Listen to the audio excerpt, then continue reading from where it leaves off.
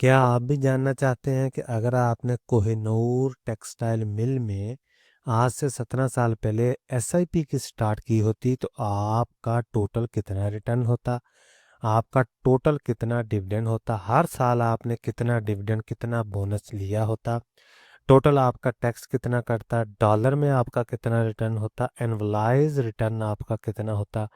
Complete information है इस video में। चलें शुरू करते हैं और चलते हैं कोहिनूर टेक्सटाइल की केस स्टडी शुरू करते हैं एक्सेल शीट में। जी तो कोहिनूर टेक्सटाइल मिल की केस स्टडी शुरू करने से पहले मैं आपको कुछ चीज़ें हाईलाइट कर देता हूँ कि हर साल जो हम प्राइस सेलेक्ट करेंगे वो उस साल की टॉप पे प्राइस होगी, हाईएस्ट प्राइस होगी। और हम हर साल 1 जनवरी को 1 लाख रुपया इन्वेस्ट करेंगे, क्योंकि हम एसआईपी की केस स्टडी कर रहे हैं तो हम हर साल 1 लाख रुपया इन्वेस्ट करते जाएंगे और ये रिजल्ट चेक करेंगे कि ईयर ऑन ईयर बेसिस पे हमें ये कंपनी क्या देती है और टोटल हमें क्या रिटर्न मिलता है। शुरू करते हैं 2009 से। तो 2009 में हमने 1 लाख रुपया इन्वेस्ट किया, 10.6 हाईएस्ट प्राइस थी, 9,434 हमें शेयर मिलते हैं, नो डिविडेंड नो बोनस। इसी तरह 2010 में हम दोबारा 1 लाख रुपया इन्वेस्ट करेंगे, 10.59 हाईएस्ट प्राइस है, 9,443 हमें शेयर मिलते हैं, नो डिविडेंड नो बोनस। 2011 में दोबारा हम 1 लाख रुपया इन्वेस्ट करेंगे, 5.95 हाईएस्ट प्राइस होती है, 16,807 शेयर मिलते हैं, नो डिविडेंड नो बोनस। 2012 में दोबारा 1 लाख रुपया इन्वेस्ट करेंगे, 18.35 हाईएस्ट प्राइस है, 5,450 हमें शेयर मिलते हैं, नो डिविडेंड नो बोनस। 2013 में सिमिलरली 1 लाख रुपया इन्वेस्ट करेंगे, 30.7 हाईएस्ट प्राइस है और 3257 हमें शेयर मिलते हैं। 2014 में इसी तरह 1 लाख रुपया इन्वेस्ट करेंगे, 36.9 हाईएस्ट प्राइस है, 2710 हमें शेयर मिलेंगे, नो डिविडेंड नो बोनस। 2015 में 1 लाख रुपया इन्वेस्ट करेंगे, 78 हाईएस्ट प्राइस होती है, 1282 शेयर मिलते हैं और टोटल शेयर हो जाता है 48,383। तो 2015 में ये कंपनी हमें 1 रुपया पर शेयर के हिसाब से और 2.5 रुपीज़ पर शेयर के हिसाब से डिविडेंड देती है, जिसकी वैल्यू बनती है 48,000 रुपया और 1,20,000 रुपया। तो आपने देखा कि किस तरह 2009 से लेकर 2015 तक इस शेयर की प्राइस फ्लक्चुएट कर रही है और अचानक 78 हो गई है। ठीक है जी। इसी तरह 2016 में दोबारा हम 1 लाख रुपया इन्वेस्ट करेंगे, 119 हाईएस्ट प्राइस है, 840 शेयर मिलते हैं। ये कंपनी एक बोनस अनाउंस करती है और 2 डिविडेंड देती है 2016 में। बोनस के बाद हमारे पास शेयर हो जाते हैं 56,606 और डिविडेंड हमें मिलता है 1.5 रुपीज़ पर शेयर के हिसाब से और दूसरा मिलता है 3 रुपये पर शेयर के हिसाब से, जिसकी वैल्यू बनती है 73,834 और 1,69,000 रुपये, जो कि हम डिविडेंड की मद में बैंक अकाउंट में रिसीव कर लेते हैं, क्योंकि पाकिस्तान में जो डिविडेंड है वो बैंक अकाउंट में ही आता है।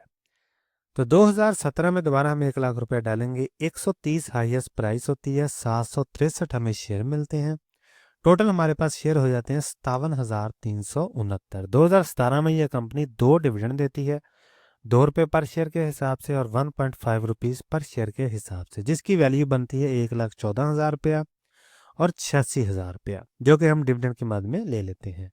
इसी तरह 2018 में दोबारा हम 1 लाख रुपया लगाएंगे, 79.8 हाईएस्ट प्राइस है, 1253 हमें शेयर मिलते हैं और 2018 में टोटल शेयर हमारे पास हो जाते हैं 58,622, 1.25 और 1 रुपीज़ पर शेयर के हिसाब से ये कंपनी हमें डिविडेंड देती है, जो कि बनता है 73,000 रुपया एक और 58,000 रुपया एक, जो कि हम डिविडेंड की मद में टोटल रकम बैंक अकाउंट में रिसीव कर लेते हैं।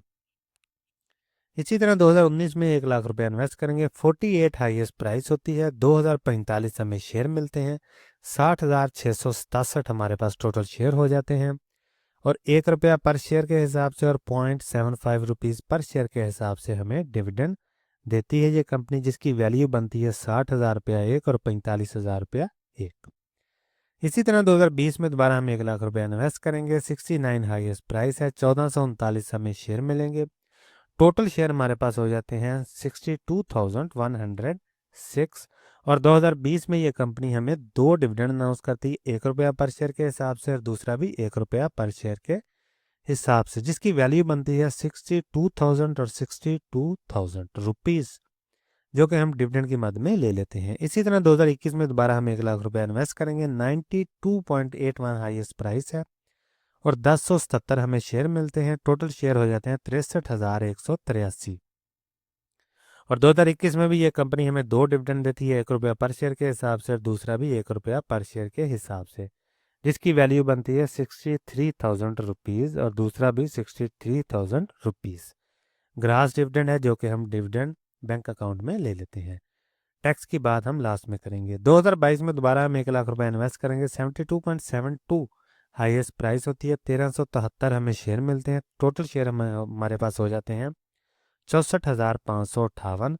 और 2022 में यह कंपनी हमें एक डिविडेंड देती है 1 रुपीज़ पर शेयर के हिसाब से, जिसकी वैल्यू बनती है तकरीबन 64,000 रुपया, जो कि हम ग्रास डिविडेंड बैंक अकाउंट में ले लेते हैं। इसी तरह 2023 में दोबारा हम 1 लाख रुपए इन्वेस्ट करेंगे। 96 हाईएस्ट प्राइस है। 1042 हमें शेयर मिलते हैं। No dividend no bonus. 2024 में दोबारा 1 लाख रुपए इन्वेस्ट करेंगे। 153 हाईएस्ट प्राइस है। 650 हमें शेयर मिलते हैं। No dividend no bonus.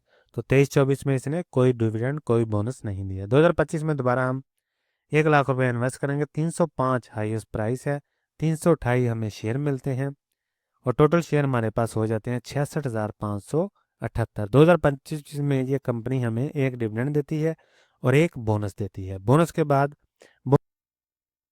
जी, तो यहाँ हमारे पास स्प्लिट या बोनस के बाद शेयर हो जाते हैं 3,32,892। और 2025 में ये कंपनी हमें एक डिविडेंड देती है 0.4 रुपीज़ पर शेयर के हिसाब से, जिसकी वैल्यू बनती है 1,33,000 रुपया। ठीक है जी। तो यहाँ तक हमने बात कर ली कि 2009 से लेके 2026 तक इस कंपनी ने हमें ईयर ऑन ईयर बेसिस पे कितना रिटर्न दिया, कितना डिविडेंड दिया, कितना बोनस दिया।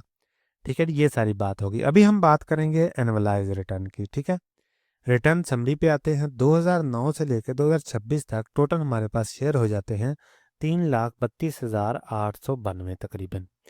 प्राइस बनती है 26 फेब को 54.79। आप जब वीडियो देख रहे होंगे हो सकता है प्राइस चेंज हो जाए। तो इसकी वैल्यू जो बनती है वो 1,82,00,000 रुपया तकरीबन बनती है। और काश हमारी खर्चा कितना आया है, तकरीबन 17 लाख रुपए का, क्योंकि हमने हर साल एसआईपी की है 1 लाख रुपए की। तो उस सूरत में हमने तकरीबन 17 साल एसआईपी की है और 17 लाख हमारी कॉस्ट आई है इन्वेस्टमेंट पे। अनरियलाइज्ड प्रॉफिट कितना हमारे पास आया जी, ये बनता है तकरीबन 1,65,00,000 रुपया, जो कि बनता है 972%। अगर हम आज इस शेयर को सेल कर देते हैं तो हमारे पास 1,65,00,000 का प्रॉफिट आएगा। डिविडेंड की मद में हमने कितनी रकम ले ली है, वो तकरीबन बनती है 76.50%, जो कि बनता है तकरीबन 13 लाख रुपया। टोटल गेन हमारे पास हो जाता है तकरीबन 1,78,00,000 रुपए का। ठीक है जी, जो कि बनता है 1,049%। एनुअलाइज रिटर्न की बात करते हैं जो कि बनता है 26.50। ये अहम चीज़ है एनुअलाइज रिटर्न। इसी की बेसिस पे आप सेम सेक्टर में दूसरी कंपनियों के साथ या दूसरे सेक्टर में दूसरी कंपनियों के साथ या दूसरी एसेट क्लास के साथ इसको कंपेयर कर सकते हैं हिस्ट्री की बेसिस पे कि इसका एनुअलाइज रिटर्न कितना है और बाकी कंपनियों का कितना है। इसी की बेसिस पे आपको ये पता चलेगा कौन सी कंपनी हिस्ट्री में अच्छी रही है। तो यहाँ तक तो बात होगी हमारी जी टैक्स के बगैर। अभी हम बात करेंगे टैक्स की। तो डिविडेंड की मद में हमने ले लिया तकरीबन 13 लाख रुपया और टैक्स हमारा कटा 15% का, जो कि बनता है तकरीबन 1,95,000 रुपया। आफ्टर टैक्स हमारे पास अमाउंट बचती है तकरीबन 11 लाख रुपए की। कैपिटल गेन की मद में हमने तकरीबन ले लिया जी 1,65,00,000 रुपया। टैक्स इस पे कटा तकरीबन जी 24 लाख रुपया और आफ्टर टैक्स हमारे पास अमाउंट बचती है 1,40,00,000 रुपया। तो टोटल हमारा ग्रास में आ गया 1,78,000 रुपया। तो यहाँ हमारे पास टैक्स कटा जी 26 लाख रुपए का और आफ्टर टैक्स हमारे पास अमाउंट बचती है 1,51,00,000 रुपए की, जो कि हम नेट में गेन हासिल करते हैं। यहाँ आपने एक चीज़ जहन में रखनी है कि यहाँ मैंने सीडीसी की फ़ीस, एनसीसीपीएल की फ़ीस और ब्रोकर का कमीशन ऐड नहीं किया, वो भी थोड़ी बहुत अमाउंट बनती है। दूसरे नंबर पे ये जो टैक्स मैंने ऐड किया है ये 15% मैंने अज्यूम किया है। बाद औक़ात हर साल एफबीआर की पॉलिसी के मुताबिक ये टैक्स कम या ज़्यादा हो सकता है और कैपिटल गेन जो है ये लॉन्ग टर्म में ज़ीरो भी हो सकता है, डिपेंड करता है कि आपने शेयर किस साल परचेज किया है और उस साल एफबीआर की क्या पॉलिसी है। तो ये जो 24 लाख है इसको भी आप इग्नोर कर सकते हैं अगर आप लॉन्ग टर्म के लिए होल्ड करते हैं और एफबीआर की पॉलिसी चेक करते हैं। लेकिन हमने एक वर्स्ट केस सिनेरियो क्रिएट किया है कि अगर हमें ये टैक्स देना पड़े 15%, तो हमारे पास इतनी अमाउंट बचेगी इन 17 सालों में। यहाँ तक तो बात होगी पाकिस्तानी रुपीस में। अगर आगे हम बात करेंगे डॉलर में कितना रिटर्न मिलेगा, तो कास्ट बेसिस हमारा आ गया जी 17 लाख रुपया। डॉलर में हमारी कास्ट आई जी $13,175।